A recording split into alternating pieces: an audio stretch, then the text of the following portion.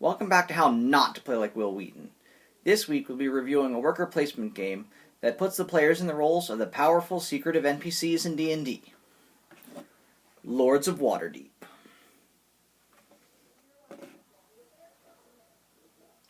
There's very little difference in general strategy depending on the different player counts, because the only thing that changes is the number of meeples each player starts out with. The real difference is in the number of resources a player can accumulate over the course of a game.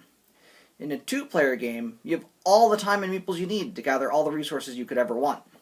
But in a five-player game, it requires very careful resource gathering because it is easy for other players to block you out of a resource if you wait till the next round. Strategy-wise, the game can be split into three parts.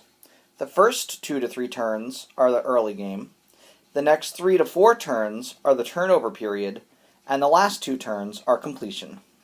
Each section has its very own basic strategy to follow.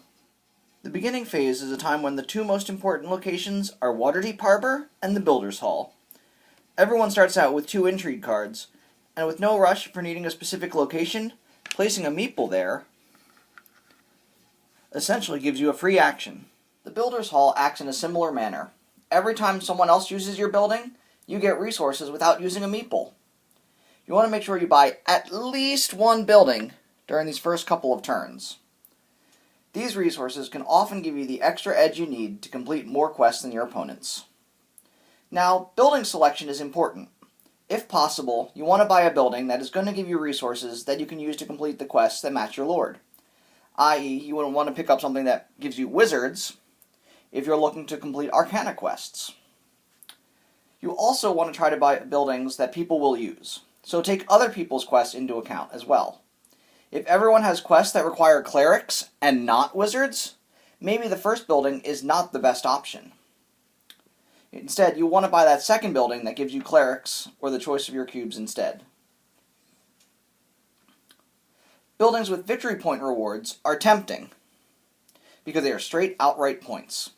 But often the cube rewards will help you complete more quests and often give more points in the long run.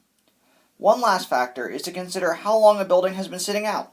That nice new 8-cost building that gives cubes that you might need might be nice, but if it's turn 7 and another building has been sitting there all game because no one else wanted to buy it, it is often better to pick up the cheap points since there are so few turns left for people to use your building. The turnover phase seems fairly simple. During this phase, you want to complete as many quests as possible. Always do the quests that give you resources or abilities first, so that you can use them to complete other quests. Do this even if you complete other quests earlier than them. Also, if you have 0-point quests at this point, it is usually best to ignore them. If they weren't done in those first 2 to 3 turns, the rewards are not worth the lack of points. Now, which quest you pick up is very important. If you want to win, you usually need to complete a combination of at least 2 25-point or 20-point quests that match your lord. This is important because their point to required ratio is so much lower than that of the other quests. If you see either of these available quests, it is best to pick them up and ignore everything else during this time. If you're going to pick up a quest and there are 2 or more 20 to 25-point quests available, and you already have at least 2 of these, it is better to cycle and get a quest from random rather than give your opponents the opportunity of getting these quests. Now, when choosing quests, you almost want to exclusively choose quests that match your lord. There are only a couple exceptions, the first being the 25-point quests, as I mentioned. Also, any quests that will help you very quickly finish your 25-point quest are allowed. And if Recover the Magister's Orb ever comes up, you want to take that as quickly as possible, because its ability to use spaces that are already filled makes it invaluable.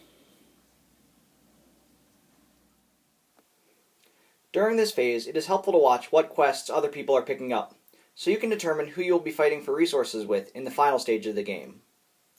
It is nice to go into the last stage of the game with the first turn marker, but don't forego important resources to do so. The last phase is completion. You should have at least 2 to 4 uncompleted quests entering this phase. Most likely, at least one of them will be a 25-point quest, since they are just worth points and give you no resources back. Now, you need to carefully do math and figure out what quests you can and cannot complete. Remember, not counting buildings, you can only get one wizard or cleric per turn. In this example, this person will probably be able to complete these top 3 quests by completing one, to complete the next, to complete the last.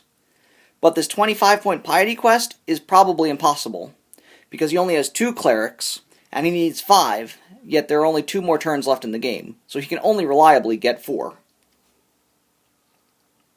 The only time you should be picking up new quests during this phase is if you need the gold, or if you have completed all the other quests you can complete, because otherwise you are wasting meeples that should be collecting resources. And even then, quests should only be picked up if you know you can complete them before the end of the game. If you can no longer complete quests, pick up as many resources as possible, since extra resources also get converted into points. That's all for this episode. Would you prefer to be a secretive Lord of Waterdeep, or the hero everyone knows saved the day? Let me hear in the comment section below. Please remember to share, like, and subscribe, and I will see you next time on how not to play like Wil Wheaton. But until then, remember to stay geeky.